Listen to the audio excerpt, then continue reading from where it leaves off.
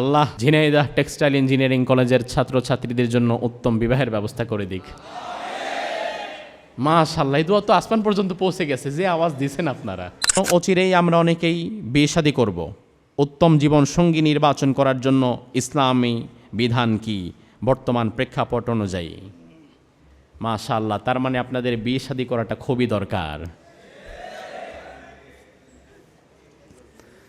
এতক্ষণ আওয়াজ নাই, কোনোভাবেই আওয়াজ বের করতে পারলাম না, এখন ধরে রাখা যাচ্ছে না।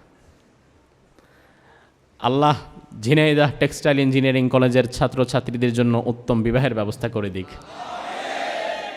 মাশাআল্লাহ, এই দোয়া তো আসমান পর্যন্ত পৌঁছে গেছে, যে আওয়াজ দিয়েছেন আপনারা। আসলে বিয়ে শাদী এটা এমন একটি সম্পর্ক, দুনিয়াতে মা বাবা ভাই বোন এই সব সম্পর্কগুলো তৈরি হয়েছে দুনিয়াতে আসার পরে। একমাত্র বিয়ে এটা হ্যাভেনলি রিলেশনশিপ। এই সম্পর্কটা সৃষ্টি হয়েছে জান্নাতে, আবার এটার শেষও হবে জান্নাতে। এখন সুবহানাল্লাহ, মাশাআল্লাহ, এ তো বিয়ের ওয়াজ করা বেশি দরকার ছিল। এ তো ওয়াজ করে মজা পাচ্ছিলাম না, পাবলিক কথা কয় না, কিন্তু কথা বলে না মানে আপনি ঠিক মতো দিতে পারতেছেন না দেখে তো কথা বলতেছি না। আসলে উত্তম জীবন সঙ্গিনী বাছাইয়ের জন্য রাসূল সাল্লাল্লাহু আলাইহি ওয়াসাল্লাম হাদিসে বিবাহের ক্ষেত্রে যে কথাগুলো বলেছেন, তুনকাহুল মারআতু লিআরবা, তোমরা চারটি জিনিস দেখে বিবাহ করবে। লিমালিহা ওয়ালি জামালিহা ওয়ালি হাসাবিহা ওয়ালি দীনিহা ফাযফার লিযাতিদ্দীন।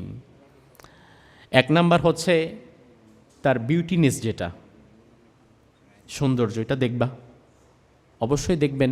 আর সৌন্দর্যের ডেফিনিশন কি?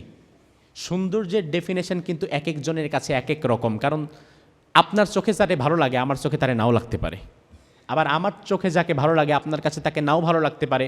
সৌন্দর্যের সংজ্ঞা যদি সবার কাছে আল্লাহ একই রকম বানায় দিত, তাহলে দুনিয়ার কালো মেয়েদের তো জীবনেও বিয়ে হতো না। এজন্য সৌন্দর্য আপনি দেখবেন, তার বংশ মর্যাদা স্ট্যাটাস এটাও দেখবেন, কুফু মিলাতে হবে। এরপরে সম্পদের কি পরিমাণ আছে তার পরিবারের, এটাও দেখা যেতে পারে। সর্বোচ্চ যেটা দেখতে হবে সেটা হচ্ছে তার দীনদারিতা, তার আমানতদারিতা। রাসূল বললেন যে দেখো, তুমি যদি দেখো যে সৌন্দর্যে একটু ঘাটতি আছে, সম্পদেও ঘাটতি আছে, কিন্তু দীনদারিতায় সে 100-100, তাহলে বাকি বিষয়গুলো একটু প্লাস মাইনাস করে ছাড় দিয়ে দীনদারিতার দিকে তাকিয়ে তুমি তাকে গ্রহণ করে নাও, দুনিয়া আখিরাতে তুমি কল্যাণ পেয়ে যাবে। কিন্তু আমরা দিন শেষে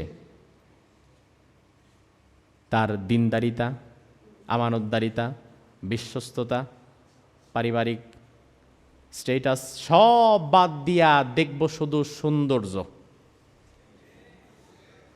এই জন্য সৌন্দর্য দেখতে গিয়ে কিছুদিন পরে এমন বিপদে পড়ি, এই সৌন্দর্য কয়দিন, চোখের ভালো লাগা কয়দিন থাকে। এই চোখের ভালো লাগা, এই রেশটা কেটে গেলে, ওই জাদু যারা দেখায় জাদুর রেশ কেটে গেলে যেমন সব ভেলকিবাজি মনে হয়, ওই সৌন্দর্যের রেশ কেটে গেলে এই সংসারও তখন আপনার কাছে তিক্ততা চলে আসে।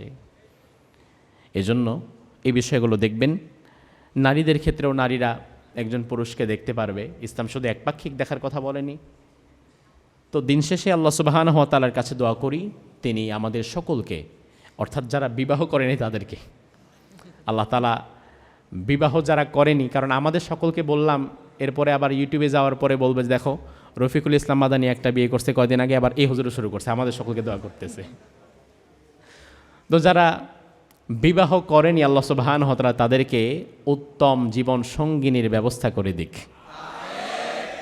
হাযা মা ইনদি ওয়াল ইলমু ইনদাল্লাহ আলাইহি তাওয়াক্কালতু ওয়া ইলাইহি উনীব।